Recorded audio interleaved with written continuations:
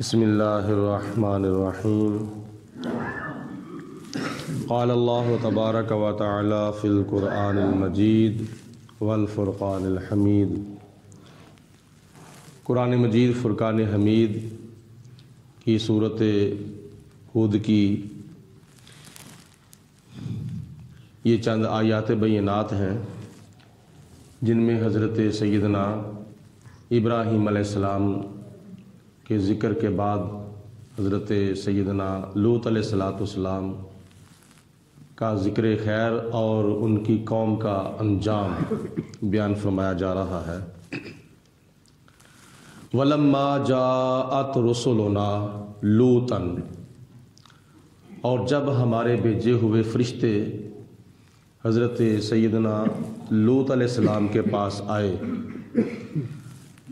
روایات میں آتا ہے کہ بڑے خوبصورت نوجوانوں کی شکل میں وہ فرشتے جناب ابراہیم علیہ السلام کو خوشخبری دے کر ان کے بیٹے حضرت اسحاق علیہ السلام کی اور ان کے پوتے حضرت یعقوب علیہ السلام کی دے کر جب حضرت لوط علیہ السلام کے پاس آئے، سیء بہم وضاق بہم ذرعا، آپ ان کو دیکھ کر پریشان ہو گئے اور آپ کا دل جو تھا وہ بھر آیا۔ اور اس کے علاوہ قال ھذا یوم عصیب،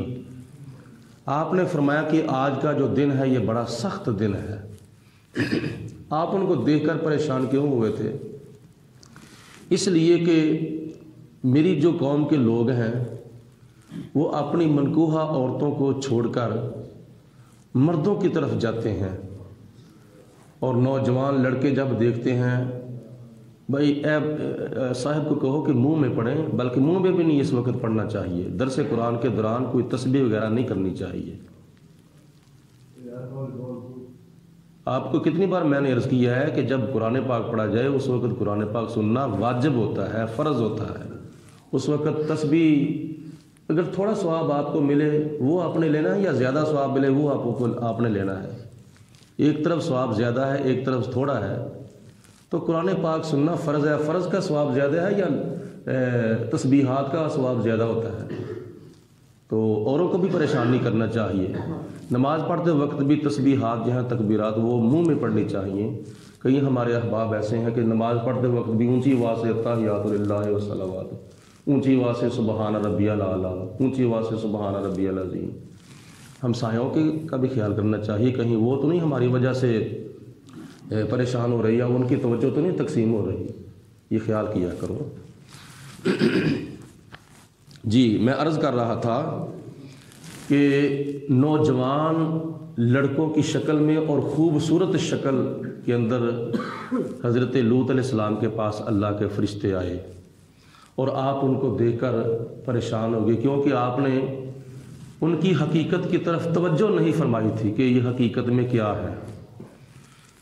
تو اس لیے آپ نے فرمایا کہ وقال ھذا یوم عصیب، آج کا دن جو ہے وہ بڑا سخت ہے۔ اگر میری قوم کو پتہ چل گیا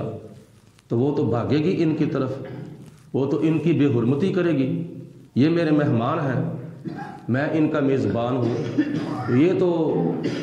ان کی بےزتی کرے گی، ان کی بے حرمتی کرے گی، ان کی عزت کو تار تار کر دے گی میری قوم۔ تو اللہ پاک کی ذات بابرکات نے آگے ارشاد فرمایا کہ وہ جو لوط علیہ السلام کی بیوی تھی نا وہ کافرہ تھی، اور وہ مخبری کرتی تھی حضرت لوط علیہ السلام کی، جا کے کافروں کو بتاتی تھی کہ آج ہمارے گھر میں بڑے خوبصورت پیارے حسین و جمیل مہمان آئے ہیں لڑکوں کی شکل میں۔ تو اس نے جا کے بتا دیا، وہ جو قوم کے لوگ تھے نفس کے پجاری، وجاءہ قومہ یہرعون الیہ، حضرت لوط علیہ السلام کی قوم کے لوگ بھاگے بھاگے دوڑے دوڑے لوط علیہ السلام کے پاس آ گئے۔ وَمِن قَبْلُ كَانُوا يَعْمَلُونَ السَّيِّئَاتِ، اور وہ اس سے پہلے برا کام کرتے رہتے تھے، برے اعمال غلط کاری کا ارتکاب کرتے رہتے تھے۔ قال یا قومی،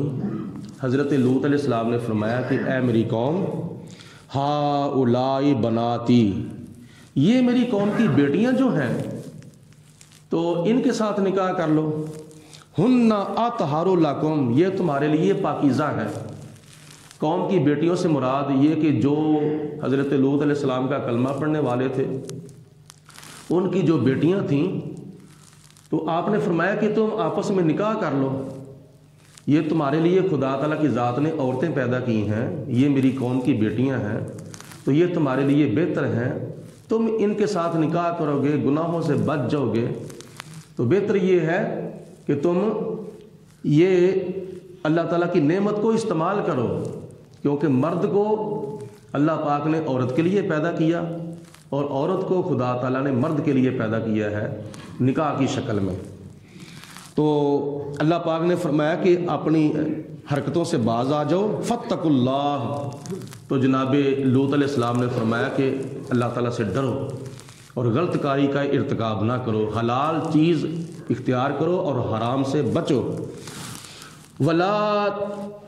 تحزونی فی ضیفی، اور میرے مہمانوں کے بارے میں مجھے پریشان نہ کرو، یہ میرے مہمان ہیں، میں ان کا میزبان ہوں، ان کے سامنے مجھے شرمندہ نہ کرو، یعنی ان کی بے حرمتی کر کے ان کی عزتوں کی طرف بری نظر سے دیکھ کر مجھے شرمندہ نہ ان کے سامنے کرو۔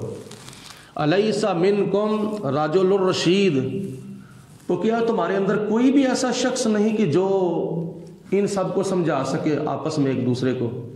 کیا تم ساری ایک جیسے ہو؟ تم میں سے کوئی بھی نیک آدمی نہیں ہے؟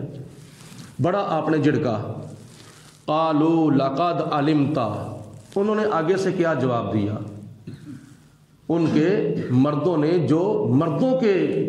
کیا نام ہے پجاری تھے، انہوں نے کیا کہا کہ اے لوط علیہ السلام، آپ خوب جانتے ہیں ما لنا فی بناتک من حق، آپ کو پتہ ہے کہ آپ کی بیٹیوں کے ساتھ ہمیں کوئی سروکار نہیں ہے، ہمیں کوئی دلچسپی نہیں ہے ان عورتوں سے، ہمیں ان عورتوں سے نکاح کرنے کی کوئی دلچسپی نہیں ہے۔ وَإِنَّكَ لَتَعْلَمُ مَا نُرِيدُ، آپ خوب جانتے ہیں کہ ہمارا کیا ارادہ ہے، ہم کیا چاہتے ہیں، ہماری کیا خواہش ہے، ما نرید، جو ہم چاہتے ہیں وہ آپ کو بھی پتہ ہے۔ قال، حضرت لوط علیہ السلام نے فرمایا، لو ان لی بکم قوتاً، کاش اگر میرے پاس تمہارے مد مقابل کوئی ظاہری طور پر کوئی قوت ہوتی، کوئی طاقت ہوتی، میرے پاس کوئی فورس ہوتی ظاہری طور پر، او آوی الی رکن شدید، یا مجھے کوئی اور سہارا ملتا تو میں آپ کا ضرور مقابلہ کرتا، تو بظاہر تو میرے پاس کوئی اتنی طاقت نہیں ہے۔ قالو، تو انہوں نے آگے سے جواب دیا، یا لوطو، اے حضرت لوط علیہ السلام، انا رسول، نہ فرشتوں نے عرض کی، یہاں قالو سے مراد فرشتے ہیں، فرشتوں نے عرض کی، یا لوط، اے لوط علیہ السلام، انا رسول ربک، اے اللہ کے پیارے نبی، ہم اللہ کے بھیجے ہوئے فرشتے ہیں، تو ہم آپ کے پاس موجود ہیں، اگر آپ کے پاس طاقت نہیں، وہ جو مہمان بن کر آئے تھے وہ کہتے ہیں کہ ہم فرشتے ہیں، اللہ کے بھیجے ہوئے ہیں، یہ ہماری جو طاقت ہے یہ آپ کی طاقت ہے، آپ کو پریشان ہونے کی ضرورت نہیں، آپ اپنا دروازہ کھول لیں، اگر ہماری عزت بچانے کے لیے آپ نے دروازہ بند کیا ہے، ان کو باہر نکالا ہے، تو یہ آپ تک نہیں پہنچ سکتے، لن یصلوا الیک، یہ لوگ کیا نام ہے حبس کے پجاری جو ہیں یہ آپ تک نہیں پہنچ سکتے، آپ دروازہ کھولیں، کوئی مسئلہ نہیں ایسا، اگر آپ کے پاس ظاہری طاقت نہیں ہے تو ہم باطنی طاقت آپ کے پاس بن کر آئے ہیں۔ فَأَسْرِ بِأَهْلِكَ بِقِطْعٍ مِّنَ اللَّيْلِ، اب راتوں رات آپ اور اپنے اہل و عیال کو لیں، یہاں سے روانہ ہو جائیں، نکل جائیں ان چند بستیوں میں سے، شہر سدوم اور اس کے ساتھ چند بستیاں تھیں، آپ کو فرشتوں نے عرض کی آپ چلیں اور آپ کے اہل و عیال یہاں سے نکل جائیں۔ وَلَا يَلْتَفِتْ مِنْكُمْ احدن، اور کوئی بھی مڑ کے پیچھے نہ دیکھے، چلا جائے اٹھ کے اس بستی سے، پیچھے مڑ کے نہ دیکھے، الا امرأتک، سوائے تمہاری بیوی کے، وہ جو بیوی مخبری کرتی تھی، وہ جو کافرہ بیوی تھی، اس کے سوا کوئی بھی یہاں نہ رہے، کیونکہ اب اللہ کا عذاب آنے والا ہے اس بستی کے اوپر، اس شہر کے اوپر، تو تم اور تمہارے اہل و عیال جو کلمہ پڑھنے والے ہیں وہ یہاں سے چلے جائیں۔ انہ مصیبھا ما اصابہم، یہ جو تمہاری بیوی کے بارے میں کہا گیا ہے کہ وہ یہاں رہے، وہ اس کو جانے کی اجازت نہیں ہے، اس کو نہ ساتھ لے کے جانا، کیونکہ جو عذاب ان کافروں کو پہنچے گا وہی عذاب تمہاری بیوی کو پہنچے گا۔ وہ تمہاری بیوی جو ہے وہ بڑی مخبرہ اور بڑی کافرہ بیوی ہے، بڑی بے ادبی کرنے والی ہے اور بڑی گستاخی اور بے حرمتی کرنے والی ہے تمہاری۔ ان موعدہم الصبح، اور ان کے اوپر جو عذاب آنا ہے نا،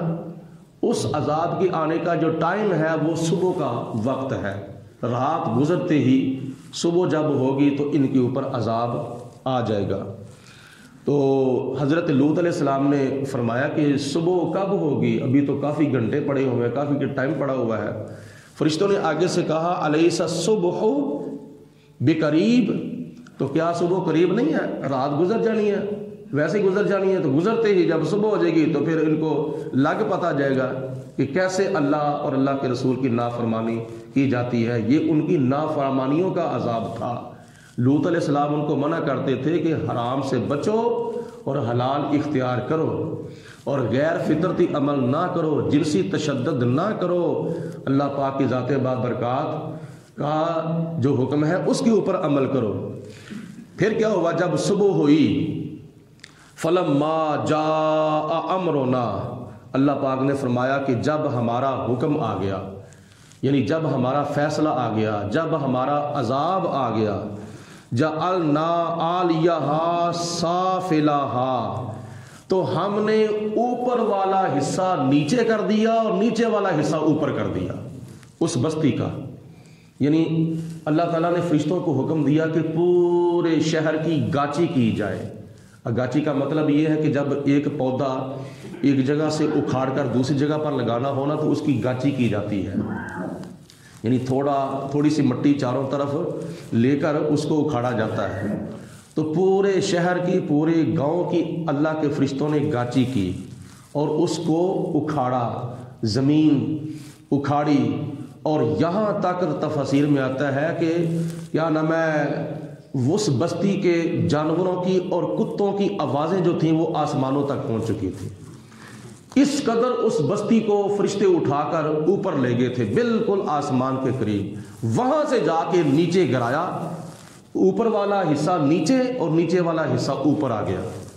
وہ ساری کی ساری بستی جو تھی اس زمین کی گاچی کے نیچے آ کر دب کر ہلاک اور تباہ و برباد ہو گئی۔ آگے اللہ تعالیٰ فرماتا ہے وَأَمْطَرْنَا عَلَيْهَا حِجَارَةً مِّن سِجِّيلٍ مَّنْضُودٍ،